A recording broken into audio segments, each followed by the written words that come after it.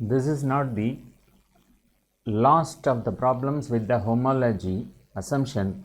However, it also presupposes to a degree that the behavior of one offender that is similar to that of another will have a similar origin. That is, the cognition or motivation for the behavior is assumed to be similar given that the behavior is similar. This assumption is flawed because different offenders will do similar things for different reasons at different times. Possible reasons for these changes, as outlined by Bandura and Cervone, are changes in our perceived abilities. The self-efficacy mechanism also plays a central role in human agency and motivation. It is partly on the basis of self-percepts of efficacy that people choose what to do, how much effort to mobilize for given activities, and how long to preserve at them. So, our perceived ability will alter over time based on both four conditions, such as our state and trait, self-esteem, and the perceived difficulty of the task to hand. Furthermore, this assumption and those made by Holmes and Holmes discussed previously violates a basic principle of criminal profiling, that modus operandi behavior is not static, with Douglas and Munn suggesting that it is both dynamic and malleable, and Hazelwood and Warren suggesting that in serial sexual crimes the MO evolves quite rapidly over time and can present significant changes in a period of only weeks or months. This evolution manifests itself as a resolution of experience, the natural process of maturation and the education, criminal or otherwise, of the offender. Mokras and Allison tested the homology assumption with a sample of 100 male stranger rapes.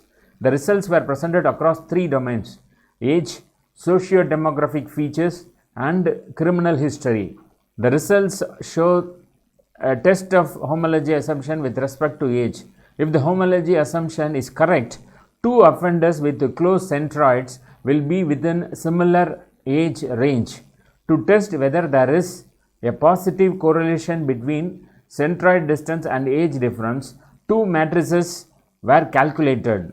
One contained the Euclidean distances between the centroids for each offender. The other comprised the age difference of all offenders. The comparison of the two matrices yielded a Spearman's row rank ordered correlation, RS equal to minus 0.1, where P is less than 0.001. Hence, there is no linear relationship between age and offense behavior.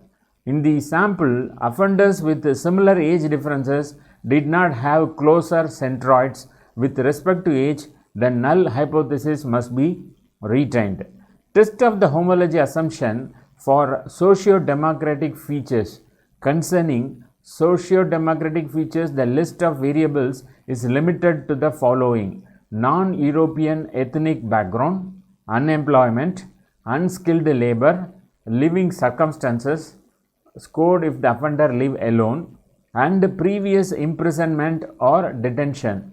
This yield 48 offenders for whom information on all 5 variables was available.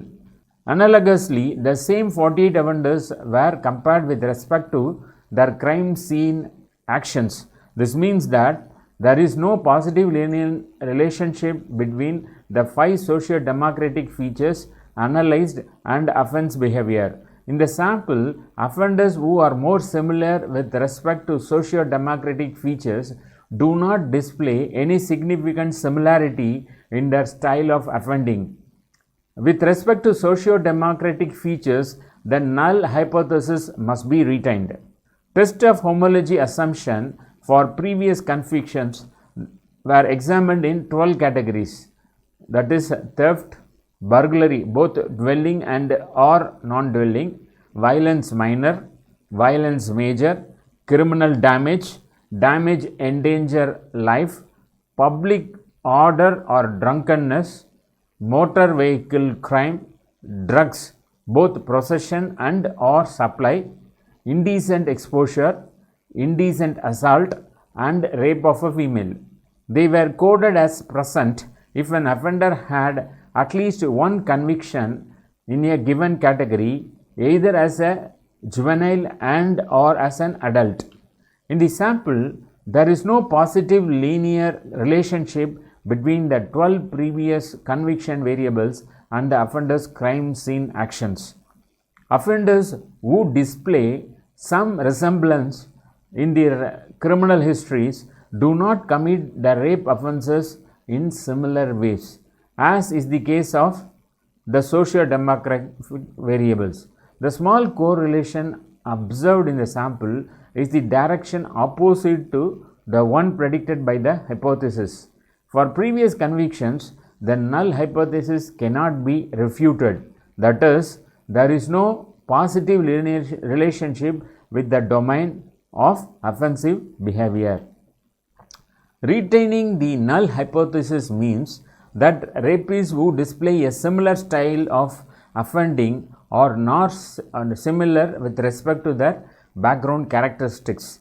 In other words, there is no support for the homology assumption, and Woodhams and Tove also considered the homology assumption as part of their study on serial commercial robberies.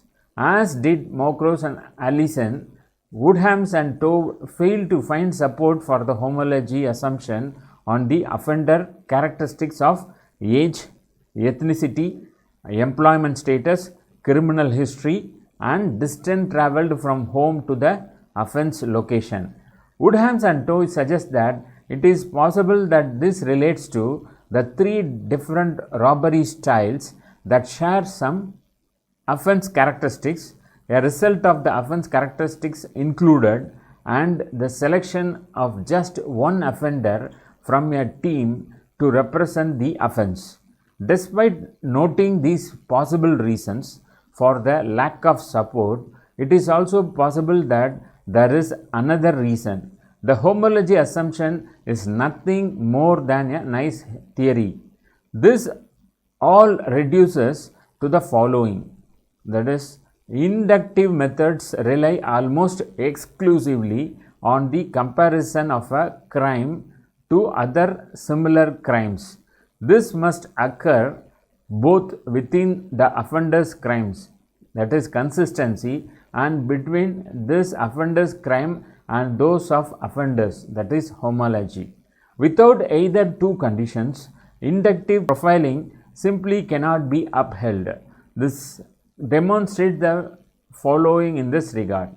Consistency simply cannot be assumed, especially in the absence of a thorough crime reconstruction, and homology cannot be assumed, especially in light of the findings of Mokros and Allison, Woodhams and Tove, and an array of other research.